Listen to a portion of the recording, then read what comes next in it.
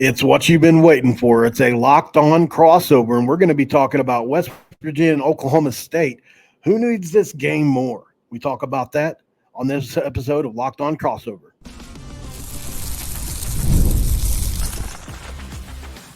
You are Locked On West Virginia, your daily podcast on the West Virginia Mountaineers, part of the Locked On Podcast Network, your team every day. What is up? Welcome in, guys. My name is Mountaineer Paul. This is another edition of Locked On West Virginia, and we have the one and only Cody Stovall here today, and we're going to talk about quite a bit, man. And it's been two teams going in opposite directions, at least for the last week. But both have experienced their own turmoil this year. How is the riled up Oklahoma State fan base? Well, they're exactly that, brother man. We're riled up, as we should be. The difficulty isn't necessarily in the game or the games that have happened. The difficulty for us is there seems to be a refusal to acknowledge the situation, right? Whenever our head coach comes out and says that nothing needs to be adjusted, well, that's a problem. When he comes out and said that the only reason Bowman played bad is because he threw it all daggone day, yeah, but that's a problem because we put him in a position where he had to throw all day. And everybody in the Big 12 is very well aware by now that Alan Bowman is not a quarterback that's going to throw a team on his shoulders and throw you out of a bad situation. We saw it at some point in times last season with UCF, right? Everybody remembers that debacle. Whenever Alan Bowman needed to put forth a crazy performance in the second half, it didn't happen. See, a lot of us, I think, got kind of sold a bill of goods when it came to Casey Dunn and the particular offense because of Spencer Sanders. I think we're realizing now how much of an asset Spencer was, not just because of the athletic capabilities, but I do think that Spencer at times would be able to take the game over athletically and overcome some of the deficiencies we have in coaching. The sad reality is we do have a lot of deficiencies, and it almost feels like there's a peeing contest right now going on between Mike Gundy and Casey Dunn. Like, I don't know what the deal is, and I don't know that the players know what the deal is. And we're not getting a lot of confidence out of our locker room or our coaching staff that they feel like resolving any of the issues. Like, that's the problem. And you mentioned we're going two separate directions, right? You started the season with a couple rough losses. Well, at least we now know Pitt is good and Penn State is that good, right? Penn State's offensive coordinator might be the most innovative coordinator that we've seen in quite some time. And we saw him at KU. And now we see KU without him, and KU looks horrendous. I mean, not that we have any room to talk, but our offense and KU's offense both look like they're driving the struggle bus and having a fight over who gets to be the lead driver. It's a disaster, man, and you guys are trending up, right? So we're going down. You have a quarterback, and we don't. You have a coordinator. We don't.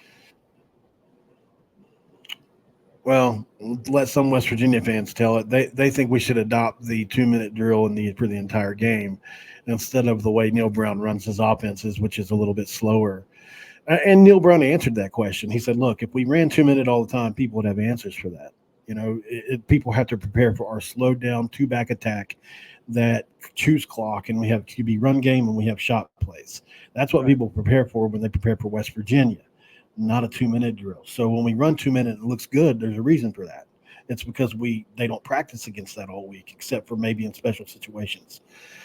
So that's been kind of the debate this week because we did so well in 2-minute last week against Kansas and against other teams this year, but that's why it's 2-minute drill. You know, a lot of teams. And you know what? I think he's actually onto something there because we both previously, Oklahoma State and West Virginia, both ran some sort of iteration where the offense was extremely fast paced, where the objective was to get 70, 75 to 80 snaps offensively.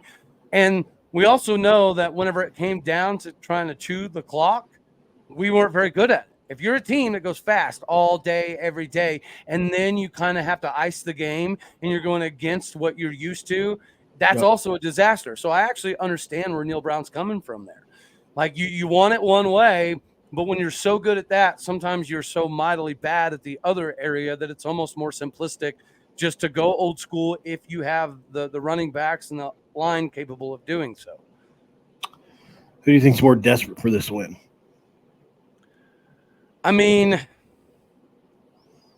I think we need it more, right? Yeah. Because of expectations in Stillwater from a fan base perspective. I think a lot of people assumed West Virginia was going to be good after having a 9-win season and returning like 80-something% of your roster. But I can tell you, I don't think that West Virginia fans expected to win the Big 12 title. I don't think that y'all expected to be in the CFP. We did. Like, we brought back everybody, 20 returning starters, almost 90% of the roster. So because of that, we were able to raise our expectations. Let's face the drum that OU and Texas are no longer in the way. And anybody not named OU didn't win more games than us in the Big 12. So it almost felt like a rite of passage, and it was the right time for Gundy to get involved in NIL and us be able to come up with a package to keep Ollie Gordon and the O-lineman and Nick Martin and Colin Oliver, but we're not playing like it, and our coaches are not coaching with any sense of urgency. That's, again, the biggest frustration is our offensive coordinator and our head coach are walking around talking about how everything's fine. I mean, I guess if you wanna say that the Big 12 got flipped at on its head over the weekend, from that standpoint, it's technically fine, right? Because Yeah. now nobody's really out of the Big 12 title race. If there's a benefit to this weekend, Yeah. it's that it was a train wreck that flipped everything on its head. 100%. I've never seen a team with 5, 6-year seniors on the offensive line. That's got to be Me the either, first in man. history. It's got to be the first in history. And Well, I it's know not it's the likely to first happen time we've again. ever returned 20 starters. I know that. Yeah. And it's wild that you guys are in this situation. Obviously, we expected more as well. Can't be mad at losing to Penn State. Pitt turned out to be better, like you said. But Yeah. I think it's the defense. That's where we lack our consistency, obviously. And while we're not sure, last year scares a lot of us because of how that game turned out, obviously, with Ollie just going off in the fourth quarter. Look at you smile and remembering that. But and Bowman looked good against us last year. It's not lost on me. He played well, and Presley diced us up too. Well, yeah, thankfully, offensively, we have enough weapons, but again, that's part of the frustration and you saw parts of the old Ollie Gordon return for Kansas State, but then In he only first got the quarter, ball 15 times. yeah, And it's just like it just we are beating our head up against a wall, and we're offensively trying to put a square peg in a round hole, and it's so frustrating that everybody can see it. Like, you don't have to be a football savant to watch right. an Oklahoma State game and see that there's a disconnect somewhere, whether it's between the players and the coaches or the coaches and the coaches. Just there's a massive disconnect offensively, and there doesn't seem to be anybody, at least publicly, that wants to fix it. Everybody's just expecting it to magically resolve itself, and that's the biggest problematic issue. So again, I would say that we're more desperate than West Virginia fans because you guys are trending up. You have some things to look towards positively. You mentioned your defense. We don't even know what our defense Yours is is worse because somehow. they're Yeah, on the field for 45 minutes a game. So, like, we don't yeah, know if they're good or not yeah. because they Well, do you're good out the best things. linebacker in the conference too. Well, and I don't know if you saw, but he gets hurt at the very end of K-State. I saw that. And Terrible. it's like the game's over. Like, what are we doing? I don't know continuity. It's a We're it's trying it's to a trying to wild keep people on ride. the field. Yeah, It's a wild time. But you know what? One thing that we can both look forward to is yeah. one of us has to win this game, which means one of us is going to have the potential capabilities, at least, to maximize on some potential FanDuel dollar bills, right? If we're going to look at the positives, that's got to be the biggest positive of today. And with that being said, we do have to roll right into here, letting everybody know that if you want to take a break from college football because it might be a little bit crazy, or you just want to maximize your money with the West Virginia Mountaineers, if the Cowboys are struggling, right now you can get a big return on FanDuel. It is America's #1 sports book for those reasons. When you get that little tingling sensation in the middle of the game that Ollie Gordon's about to do something wild or Garrett Green's about to bust it loose, you can now check the latest stats, view live play-by-play, and much more on the same exact page where you're going to be making your money, honey. Place your bets because now you'll get started with $200 back in bonus bets guaranteed. All you got to do is place a $5 bet. Get that $200 back in bonus bets guaranteed with your $5 bet by going to fanduel.com today. It is the best in the land, America's #1 sports book for a reason. Get in on the action today with FanDuel.com.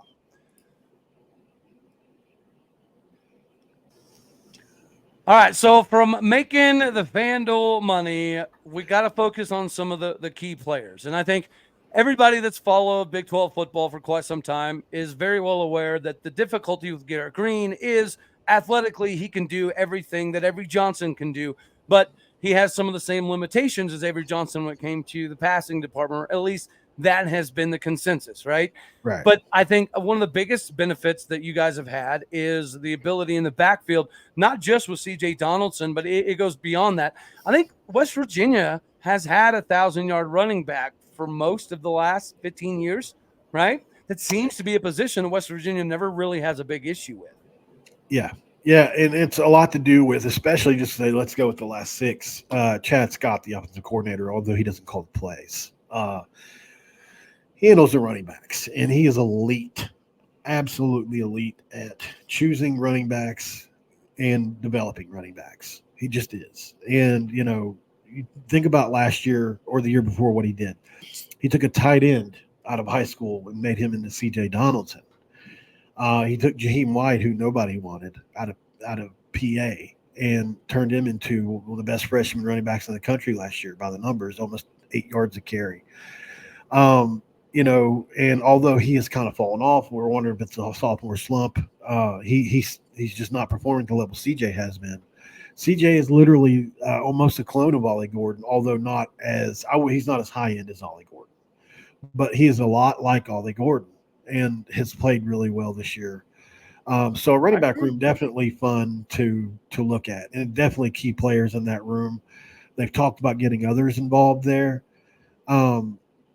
Obviously, looking at your end of it, Ollie Gordon has to be a key player in every matchup and every game. He's keyed on by the staff. Has to be the number one thing you take away from, given Alan Bowman's struggles. Right. Well, it's very clear that if you're watching how to prepare for Oklahoma State, right, just do what everybody else has done. Put 73,000 people in the box and force Alan Bowman to throw it down the field, and you see what the result, unfortunately, has been. So we understand CJ is a bad man in the gym. I think he's at like 5.3 yards per carry. Then you have Garrett Green, who, again, much like Avery Johnson's at 4.6 yards per carry. Whenever you go beyond those guys, who's somebody at the wide receiver position that you need to pay attention to? Because I will tell you, everybody in Cowboy country is still rooting for Jaden Bray. We all hope that he doesn't have a big game this Saturday, but outside of that, man, watching Jaden Bray flourish and Stephon Boogie Johnson and John Paul Richardson, that has been kind of fun. So outside of Bray, who do y'all have that we need to pay attention to the wide receiver corps? Well, and our tight end Cole Taylor is somebody I was going to throw in there. He's 6'7", 240 pounds. He caught almost 40 balls last year, 4 touchdowns. And he has really been a weapon for us this year, probably our most consistent receiver. But Hudson Clement, obviously, he was a walk-on. Nobody wanted him. He broke onto the scene last year, led us in certain areas and receiving yards and different things. So he absolutely dominated last week against 2 of the best corners in the Big 12 in Kansas. Neither Mello or Kobe could guard him. He kept getting off their man coverage, and huge step for him because he was a freshman last year and we weren't sure what he was going to do. So he is somebody to watch, and he is right around 6 feet tall. He's a great route runner. And we're going to see what kind of step he takes this week against a struggling pass defense, which is shocking to say with Oklahoma State because I usually think good defense with you guys. And then obviously we need another receiver, but Rodney Gallagher will probably be the next guy that I look at because he caught the game-winning touchdown last week. And he was a highly rated 4-star player out of PA. Everybody wanted him. We got him because he's a West Virginia fan growing up. So I would say him, because of what happened last week. And he was a quarterback in high school, so he's kind of converted. He's learning the position. Seems to be doing well with it.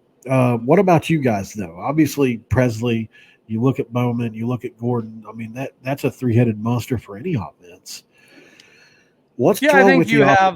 you have the names everybody typically knows: Ollie Gordon, Alan Bowman. I think a wide receiver to pay attention to, other than DeJon Stribbling and Brendan Presley, is going to be Talon Shetron. Talon Shetron is one of those big time gets that we were able to convince to come to Oklahoma State instead of go to OU. He was the number one player in Oklahoma. And he's had some injuries that have kind of plagued him, which is why Rashad Owens has been called upon. And Rashad Owens is a very good wide receiver in his own right. But Talon Shetron kind of has the ability to take the top off of the defense. And then speaking of defensively, you did mention that we have some limitations, absolutely. But again, I almost feel bad for Brian Nardo because there's stretches in the games where he has multiple, defensive stops or turnovers, and then we don't help him, right? We go out on the field and we have a 3-and-out. So when your defense has been out there for 45 minutes in the game and you get one more stop and then your offense goes 3-and-out, or they throw a pick in the very first pass, I can only imagine, right, how debilitating that can be. And you've been covering football long enough. You've been in the locker rooms and understand that there is a dichotomy in there. And as much as everybody wants to pretend there's never animosity, that's bull honky. We're normal people in the locker room. So you do have feelings, you have emotions, and trust and believe, like you talk in your dorm about how, oh yeah, that dude is trash. Or, oh yeah, that dude, he should be our guy. You have these conversations. And it seems as though I would assume that the defense is starting to get to a point of frustration. And now it's crossing over to anger, because now our best players are starting to get hurt on defense, not because they're putting in opportune situations, but it's because we're asking them to play 70 snaps, 85 snaps. Yeah. Like, it's just, you can't do that. You cannot stay healthy throughout the course of a season if your defense is on the field for 42 to 45 minutes a game. You ain't going to keep anybody healthy. That's absolutely correct, man. No doubt about it. It's more less about the names with Oklahoma State and more about depth. And we're already getting to some of the depth layers, right? Trey Rucker and Nick Martin are 1 and 2 in the conference and tackles, as they should be. But a name that's been able to fill in quite admirably for Colin Oliver is number 33, Obi Ezegbo, coming in from Gannon. He's a very, very good fill-in for Colin Oliver. Defensive line, key players to watch out for are, I don't know any of them, because as underwhelming as our offensive line has been, our D-line has been equally as frustrating. Like, we don't create holes offensively, and we don't get push on the D-line, which does what? It leaves those guys in the back end hanging out to dry, because you can only cover wide receivers for so long. In a scramble drill, the quarterback and the wide receiver will always have the advantage every single time. Right? Because as a defender, you have a general understanding of what route tree is coming based on the formation, so on and so forth. So you know one of 5 routes is coming your way. So you can plan on those routes. When you see things break certain ways, then you can break off of your coverage and, go get picks and all the fun stuff. Well, it's really hard to do that when the other team doesn't even know what they're doing. Like, I don't know if we know what we're doing. So defenses definitely don't know. And then in a scramble drill, the only people who know are the quarterback and the wide receiver, right? Then the DB is just playing catch up. So I don't know, man. One other thing I want to point out really quick, I think a huge impact, obviously, on this game. I don't know if anybody's paid attention, but West Virginia leads the Big 12 in quarterback pressures, and is top 10 in the country in that stat. TJ Jackson comes over from Troy and has an enormous number of quarterback pressures, over 20 so far this year from the defensive tackle spot. He is very much like Dante Stills was at West Virginia, who was there forever and ever. And then Tyron Bradley right alongside him. West Virginia has 95 quarterback pressures on the year, a metric ton. If you watched the Pitt game, you saw that Eli Holstein was under duress the entire game, somehow still made it happen. But, I mean, they sacked him several times, hit him multiple times more. An interesting stat from that game, Eli Holstein had 70 yards after contact rushing because he got away from so many. So, obviously, they didn't get him on the ground as much as they needed to. TJ Jackson will be a huge player in this game. TJ Jackson is the real deal. Like, he leads the Big 12 in tackles for loss. I think he's second in sacks, and he's an absolute force. Yeah, I don't know how you slow that action down. Maybe we can get him to over pursue, but again, that people have done that. Yeah. yeah, but I don't know that Alan Bowman is going to be an individual that will cause somebody to have a lot of Get over him off the pursuit. spot, it's a wrap, right? Yeah. If you leave him on his spot, though, if you Bowman on his spot, he can get you. He can dice you. If you let him scoot up in the pocket and he's got a firm base, yeah, I think there's absolutely moments where Alan Bowman does look like a serviceable guy, but not always, buddy. Not always. And that's the scary part. Yep. I tell you what is not scary is if you don't have tickets to this game, you don't need to freak out because Game Time Tickets has you covered no matter what. Whenever you're looking to get squared away with tickets, the beauty of Game Time is it doesn't matter if you're getting tickets at the very start of the event or even up to an hour after, because the prices just keep getting better. And with the Game Time picks, it allows you to get tickets for your favorite event even easier. Right now, you can get squared away with cutting out all the crazy stuff and all the fluff to get the best deals without you having to search through thousands of tickets for thousands of minutes. Game Time Picks allows you to save more on sports, concerts, music, theater. It's not just about the footballs, basketball, baseballs. You can get all the other stuff with it as well. Y'all know my favorite part is the seat view. The panoramic view from your seat is in the app, so there's no craziness of you getting put in the wrong section, wrong ticket, none of that. With the lowest price guaranteed, it means Game Time will credit you back 110% of the difference, and your purchase is covered with the most flexible customer service policy in the industry. You need to take the guesswork out of you buying tickets with Game Time. Download the Game Time app, create an account, and use the code LOCKEDONCollege for $20 off your first purchase. Again, that is Locked On College, LOCKEDONCOLLEGE for $20 off your first purchase. Terms apply. Create that account, redeem that code for $20 off. Download Game Time today because you know what it is. It's Game Time. All right, buddy. All right. It's the who wins it's the time to do the predictions things. fun time. Yeah, it's that time. You asking me first? Well, yeah. Hit me. Okay. This is a tough one, because we were the get right game for you guys last year, and I feel like we're in that spot again, right? I think you guys were probably even more pissed this time last year, considering South Alabama beat you. And right. I watched them get absolutely dump trucked yesterday, by the way. Or Saturday. This is a tough call. I've thought about it all week, and I looked at your defense before Kansas State. And you were last in defense, total defense, going into that game in pass and run defense, albeit because they've been put in bad positions. I get that. West Virginia's defense, not much better on the back end. But here's where I think the difference in the game will be. Can those 5-6 year seniors you guys have hold up against one of the best pass rushers in the league? I don't know. I have to expect TJ and Tyron Bradley to do what they've done all year long. They're going to force Bowman into some bad throws. I think they're going to get a turnover or two if they can slow down Ollie. If they can't, it's a wrap for the West Virginia Mountaineers. We're going home. Oklahoma State walks away with a win because Ollie Gordon, if he gets going, it's over. But they're going to key on him, obviously. I think they're going to be able to hold him to right around 130, 140 yards because we've been not great on run defense. So I'm going to pick West Virginia to win this game by 3 points. I think it's going to be still a higher scoring game. I'm going to say 37-34 West Virginia in walk-off fashion. Well, I wish I had the same level of confidence. I mean, actually, you know what? I do have the same level of confidence as you because I also am going to pick West Virginia to win the daggone game.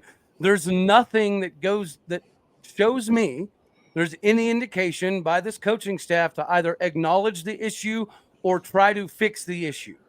So if you've watched the last two games, we struggle to score points, period.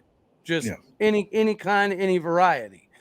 And outside of a couple scripted drives, I don't know that we're going to be good enough to counterbalance the fact that Garrett Green, if he gets loose and he causes problems, I don't think we have the ability to come back. If it gets in a shootout style of scenario, I don't think that favors us. So if I'm West Virginia, just get out to a hot start, put pressure on Oklahoma State, and you've probably got the game figured out. Unless we do something crazy, like switch it up at quarterback or find a new offensive coordinator off of the street. What's the thought on Gangrel? What's up? What's the thought on Gangrel, really quick? Gangrel, however you say his last name, Gangrel. Oh, Garrett Rangel. Rangel. I mean, I think, the sample size that he has been put in the game he hasn't been very good, right? We'll just call a spade a spade. But I do think that people also have that old memory of Garrett Rangel 2 years ago in the rain, got his first start against West Virginia. And he was 182 pounds, soaking wet, and he struggled mightily. I think that's the vision that everyone still has of Garrett. Yeah. The last time he was out, he didn't play very good either, right? But I want to see what the new 6'3", 212-pound quarterback that can run a 4.59 40. I would like to see what that version of Garrett Rangel can do with the full week's plate of the starters install. If it's still abysmal, then we have to find a way to get more production somehow, some way, man. Is there any chance that quarterback change is made this week? I don't think so. Yeah, I really it just, for some reason, it feels like Mike Gundy has just decided, come hell or high water, that it's going to be Alan Bowman. Whether that means we win 5 games or 10 games or I don't know. Well, I mean, the poor fella, he's got a wife and kids to feed now, right? I don't know if he's actually married, but he's that age, Yeah, no, he is, and you are on to something there. But yeah, goodness me, I don't know very many jobs where you can essentially like fail miserably, like lose half your clientele and still keep your job. But I don't know. What do I know? I'm just a tall, loud, bearded fellow that hops in front of a microphone. Yeah. Appreciate you for coming on, brother. And it's been fun on this Locked On crossover. It's going to be a fun game Saturday. And one thing's for sure is one fan base is going to be really disappointed. And another fan base is going to be just calling for somebody else's job, possibly. I don't know if it'll be Gundy or if it would definitely probably be Brown. But I think, West Virginia's got a really tough stretch coming up. So we'll see. We need this one, though, to actually be in the race because it's K-State, it's Iowa State, it's Arizona, it's you guys all in a row.